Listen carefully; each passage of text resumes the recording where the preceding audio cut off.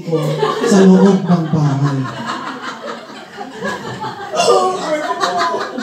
Hindi na po! Ay, hindi na po! Yan, may fraternity kami ng lama ko. Yan. Hanger, tambo, sinturon, ganyan eh. May time pa nga talagang pagpasok ko ng bahay, literal pala talaga. Nangyayari pa talaga sa totoong buhay yun. Akala ko sa pelikula lang. Masok po kayo. Oo.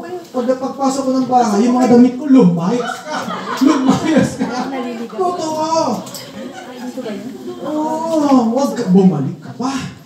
Ito nga, anak mo ako. Wala kang respeto. Kasi alam niyo, hindi na po ako umuwi nun eh. Talagang barkada. Talagang wala akong vision nun. Praise God. Buti na lang, hindi ako mukha lang. Pero wala akong vision noon. Kahit na ako ay mabarkada, hindi ko nasubukan ang sigarilyo, alak, sugal, ganyan. Hindi talaga. Kumbaga, parang, ewan ko, mapait ang aking panlasa. Siguro talagang God noon pa lamang nakita ko na ang kamay ng Diyos sa aking buhay. Amen. At yun yung aking pinagpapasalamat sa Panginoong Jesus. So, talagang yun, ang tawag kasi doon, fiery trial eh. Pero pag ikaw ay dumadaan sa fiery trial, huwag mong sabihin, why Lord? Lord, what is the lesson that I will learn through this fiery trial? Kasi nga, ang sabi ng Bible, which is to try you, or in other, which is to test you, para subukin ka. At ang sabi pa niyo, as though some strange thing happened to you. Ano ibig sabihin niyan? Ibig sabihin niyan, na parang bago sa'yo. Eh, hindi naman tayo bago sa problema. Na parang, wala na namang sweldo. Bakit? First time mo bang di ba nangyari naman yan sa'yo dati? O ano nangyari? Nakasurvive ka naman, hindi ba? Kaya sinasabi ng Bible, huwag ka nang magulat. Huwag ka nang ma-shock pa o ma-surprise pa. Sino ito naniniwala? Ang problema minsan umuulit lang. Umuulit lang yan. Pero alam niyo, bakit ka nasa-shock? Bakit ka nasusurpresa? Eh kasi wala kang natututunan. Wala tayong parang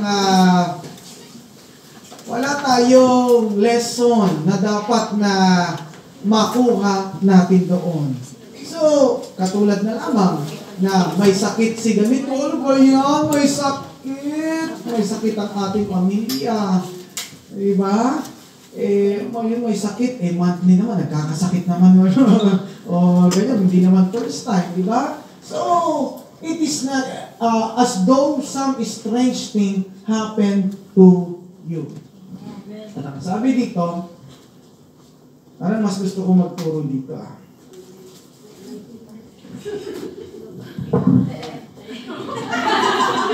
Buti na lang nag-gym ako.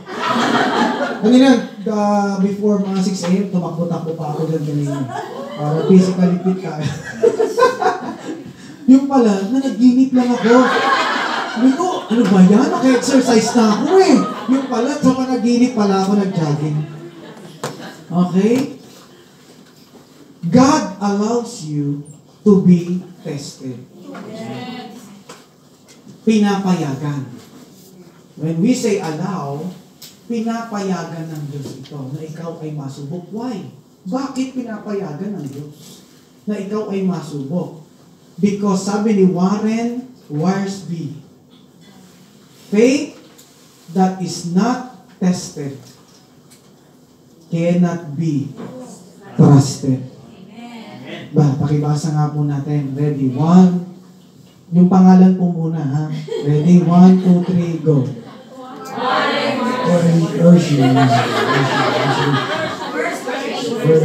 Okay?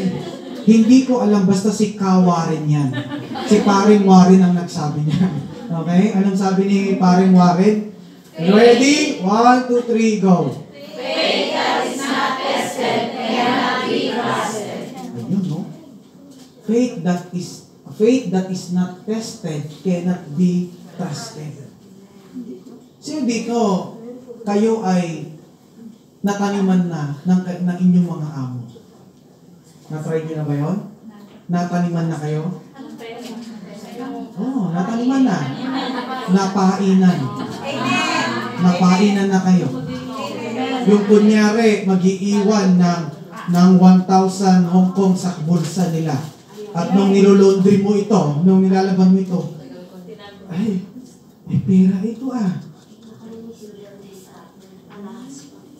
Tingin sa kaliwa, tingin sa kanan, tingin sa CCTV kung mayroon. Hong Kong, 1,000. Wow! Blessing!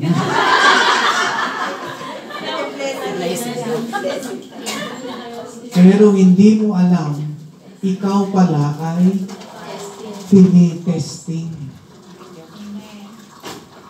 Kung ikaw ay mapagkakatiwalaan. Nangyayari yan.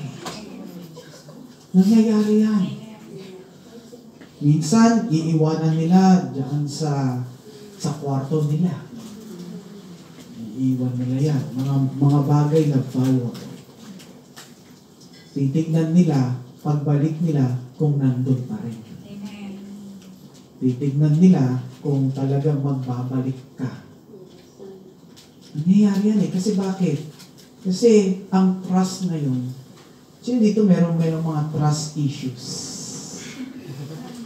Merong trust. Ikaw ba, Sheila, may trust issue? Yung nagtiwala ka.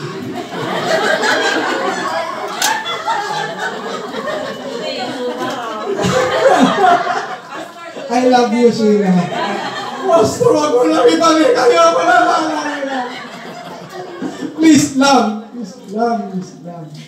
Alam mo, Sheila, may kapatid ako. Sino? Gusto mo sa April 6 dalhin ko dito? Biro lang. Meron ba tayong mga trust issue? Yung nagtiwala ka dati tapos biglang sinira yung tiwala. Meron yun. Meron tayong lahat tayo meron ganun. Yung takot ka na magtiwala. Sino dito na-scam ka na? Oh, diba? Na-scam ka. Pakikitain ka sa una, tapos yung susunod, wala na. Ganun yun eh. Sino dito na try mo na din na ikaw ay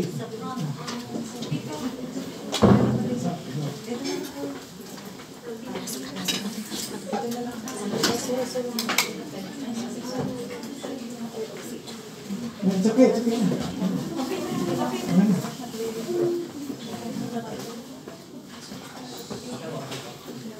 Minsan ka nang nagtiwala, minsan ka na nga lang magtitiwala, naloko ka pa.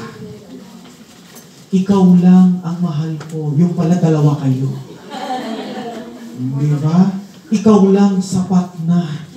Yung pala, marami siya, baby, honey, ano pa lahat, sweetie, sweetheart, ganyan pala sa messenger, mahal, ganyan.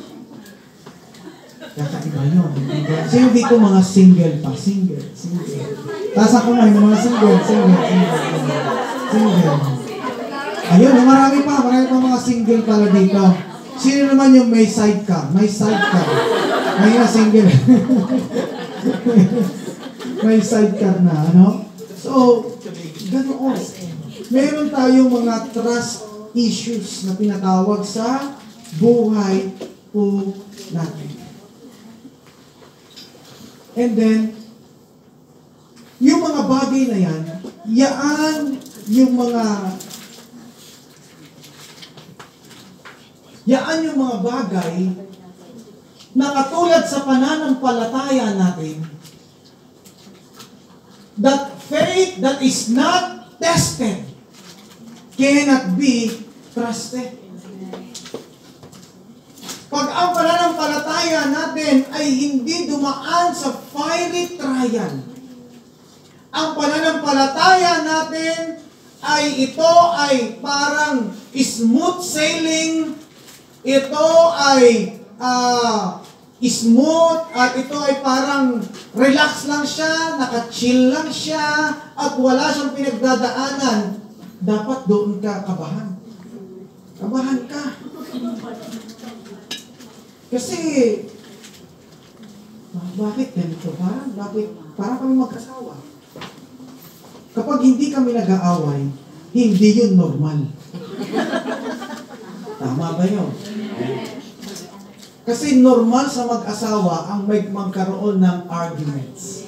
Magkaroon ng conversation, heated conversation. Pag hindi kami nag-aaway at palaging sweet na lamang, ay may mali dito. May mali dito. Bakit sweet ito ngayon? Dapat ganyan. May problema na yun. Hindi ba? Bakit ganyan? Hindi mo na ako inaaway.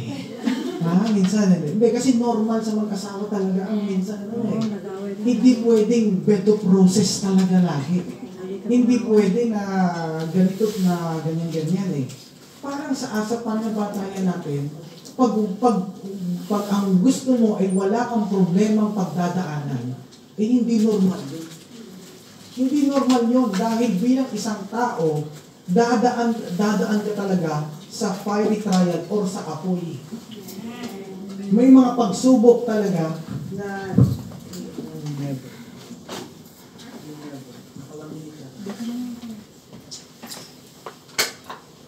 sabihin na natin, a faith that is not tested cannot be trusted.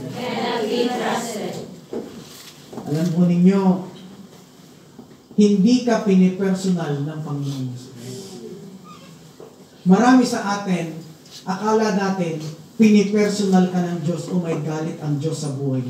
Sa iyo. May galit ang Diyos sa iyo. Na kapag ikaw ay dumaan sa apoy, kapag ikaw ay nagkaroon ng hamon, pag ikaw ay nagka-problema, akala mo may galit ang Diyos sa iyo, pinaparusahan ka, galit siya sa iyo, at gusto kanya na paghirapin, gusto kanya na parusahan. Hindi Ang problema, hindi parusa yan ng Diyos sa iyo. Ang problema, hindi yan pagalit sa iyo ng Diyos sa iyo. Hindi ganoon ang Diyos Kaya nga sabi ko sa inyo kanina, ang problema, para subukin ka at may gusto sa iyo na ituro ang Panginoong Hesus. Hindi ka pinipersonal ng Panginoong Hesus. Sinusubok niya, hindi ikaw, ang sinusubok niya, yung pananampalataya mo. Kaya, wag mong iisipin na galit sa iyo ang Diyos, na pinaparusahan ka ng Diyos. Wag mong isipin yun. Kaya nga yung anak ko pag nagkamali siya, nagkamali. Bakit mo sinabi yung anak? Kasi ngayon, alam niyo, di ba? Minsan, ang social media ang nag-disciple sa anak natin. TikTok, YouTube. Yan yung mga yan yung mga social media, yan yung mga napapanood kasi nila Hindi ba? Minsan, hindi kasi natin na-filter lahat ng pinapanood kasi hindi naman all the time nakasama natin sila. Akala natin, pinapanood nila. Nung nilagay natin doon sa magandang content, pag alis mo, akala natin yung pa yung pinanonood, yung pala, iba na. Iba na. Minsan yung anak ko, ang sabi niya, yung FUCK, o kaya, sige, tuloy mo, yan? Ano yung sasabi mo? What the, 9 years old yun, 9 years old. Nasabi ko, that's not nice. Pag narinig ko pa kayo na ganyan, change your ganyan, kaya ini-stricto ka na rin namin sila. Sa sa mga pinapanood Ganito lang, ganito lang panoodin nyo. You want only ganito, ganyan lang. Oh, tapos minsan mauulit na naman. Anong gagawin namin? Papaluin namin. If I hear you saying that again, we will spank you. Oh, pinalo namin. Oh, yung anak ko, ang tingin sa amin, galit ako sa kanya. Yung anak ko, akala niya, pinaparusahan ko siya. Nabi ko, no. Kasi pagkatapos kong paluin, ay talagang pag namalo ako, talagang pinaparamdam ko talaga na mali yung ginawa niya. Hindi ko pinaparamdam na magalit ako sa kanya, pinaparating ko sa kanya na hindi ko gusto yung ginawa niya. Ganun po yun. At ganun din ang Diyos. Ang Diyos hindi galit sa iyo, galit siya doon sa kasalanan na ginawa mo. Pagkatapos siya pala, yayakapin mo, tutulak ka eh. Kasi nga, akala, pinersonal mo siya eh. Hindi kita pinepersonal, anak, mahal kita, kaya pinapalo kita. If you love me, why you spank me? Diba? Akala kasi niya, pag mahal mo siya, hindi mo siya sasaktan. No. Kaya nga, I spank you because I love you. Hindi pa kasi nila maintindihan yung ganun kind of love. The love of protection. Pinoproteksyonan mo siya sa mga bagay na hindi niya na dapat maulit pa. Diba? Minsan ganun ang pag-ibig eh. Diba? Para mapaintindi mo sa kanya na minsan nasasaktan mo siya dahil mahal mo lang siya at gusto mo siyang proteksyonan. Ganun din ang Diyos. Minsan sa mga problema o hamon ng buhay na dumarating sa iyo, gusto ka lang proteksyonan ng Diyos. Huwag mong isipin na sinasaktan ka, pinaparusahan ka, may galit ang Diyos sa iyo sa mga problema na dumarating sa iyo. Sa mga minsan dumadaan ka sa apoy, may mga bagyo ng buhay ka na nararanasan, hindi galit ang Diyos sa iyo. Pinoproteksyonan ka lang niya. Sabi ko nga kahapon, sa Saturday, nung nagkaroon kami ng sharing, na ang sabi ng isang pastor, baka kaya sinisira ng Diyos yung plano mo, baka kasi yung plano mo ang sisira sa iyo. Amen. Pinipilit mo yung plano mo. May plano ka na eh. Eh ang Diyos, sinira niya yung plano mo. Ngayon, iisipin mo, may galit o galit ang Diyos sa iyo. Hindi. Kasi nakita na ng Diyos yung past, present at future. May nakita ng Diyos na yung plano mo ay ikasasama mo. Eh ngayon, nung sinira ng Diyos yung plano mo, umpisa pa lamang para hindi mo na pagdaanan pa yung sakit at maiwasan mo na yung pagbagsak mo, sinira na ng Diyos agad yung plano mo. Kaya lang, hindi natin naintindihan yon, akala natin galit sa atin ang Diyos. Yung pala, inililigtas ka ng Diyos sa kapahamakan. Minsan kaya sinisira ng Diyos yung plano mo, baka yung plano mo ang sisira sa iyo. Eh, napakaganda eh, na ibigay talaga natin sa Diyos yung plano. Meron man tayong desisyon na gagawin, tanungin mo ang Diyos. Meron ka mga bagay-bagay na gusto na ikonsulta o hindi mo alam, wala kang kapayapaan. Lord, tutuloy ba ako? Lord, gagawin ko ba ito? Lord, magpapalit ba ako ng amo?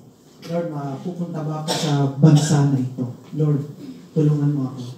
Lord, uuwi na ba ako ng Pilipinas at ako'y magsisimula doon ng maliit na negosyo? Lord, ako ba ay mag-for good na? Minsan yan yung mga decision na kailangan natin, kailangan natin isang huni ilapit sa Panginoong Hesus. Dahil pag tayo plano lang tayo ng plano, baka ang ending niya, sisihin mo pa ang Diyos. Amen. Sino dito naniniwala na hindi ka bibigyan ng Diyos ng fiery trial, ng apoy, ng pagsubok, ng hamon na hindi mo kakayanin? Minsan nag-grocery kami, family. Yung anak ko na lalaki, 7 years old. After we have paid in the counter sa cashier, sabi ko sa kanya, can you carry this? Kaya mo bang buhatin tong bag of grocery? Nung binuhat ko, mga mga 3 to 4 kilos. Can you carry this one? Sabi sa kanya, yeah? Yan lang naman yan, yeah? Okay, carry it. Nabuhat niya, pero malayong lakarin. Mabibigatan siya. Anong ginawa ko? Nag-grocery kami, yung may tissue, yung merong ganitong gagaan, yung may tinapay na laman, yung mga magagaan lang. Sabi ko, give me that son. Kasi ginawa ko, ipinalit ko. Oh, can you carry it now? Yeah? Oh. Hindi kahit ganun-ganun pa niya, walang problema. Hindi ka bibigyan ng Diyos bilang isang tatay. Pag nakikita ko yung anak ko na nahihirapan o hindi naman niya kayang buhatin yun. Dahil hindi naman si Raulo ang Diyos. Nabibigyan ka ng isang pagsubok, bibigyan ka ng problema, nasasabihin ng Diyos sa'yo, hindi, kaya mo yan. Sige lang, kahit na. Hindi ganun ang Diyos eh. Kaya nangyayari sa'yo sa buhay mo yan, kaya ikaw ay pinagdadaanan mo yung problema na yan kasi alam ng Diyos, kaya mo yan. Amen. Ilang buwan na po ito kasi ang bigat-bigat na, hindi ko na kaya. Hindi, kaya mo yan. Kasi parang hindi na natatapos. Gabi-gabi ko na lang iniiyak sa Panginoon. Ang bigat-bigat na nararamdaman ko. Grabe, hindi lang